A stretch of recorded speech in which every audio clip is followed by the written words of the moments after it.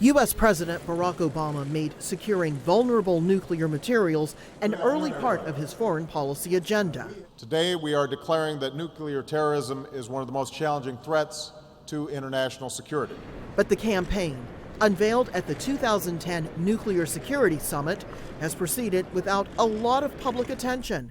Even so, experts say it's done some good. One of the things that the summit has done is broken a taboo against sharing information on nuclear security. As part of the summit process, countries were encouraged to make specific national pledges, referred to as house gifts, and then report on progress towards completing these actions at the next summit.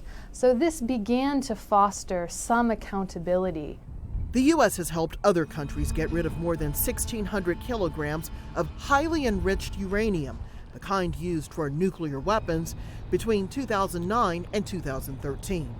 The countries involved include Vietnam, Hungary, Mexico, and Ukraine.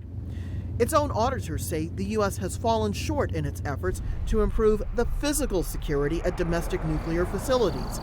Also an ongoing concern, preventing the development of so-called dirty bombs. There are still too many bad actors in search of these dangerous materials, and these dangerous materials are still vulnerable in too many places.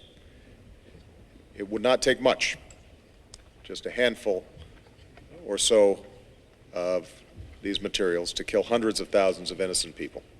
And that's not an exaggeration. That's the reality that we face. Thank you very much.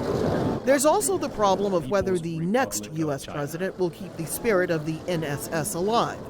It's a voluntary initiative that's been driven by Obama's personal interest, and some nuclear experts worry the summit won't survive. It's a fine line to walk between wanting to continue the political momentum generated by head of state level participation, but also worrying about the fatigue of leaders participating in these summits. The mark of success will be how well the NSS endures into the future. Rosiland, Al Jazeera, Washington.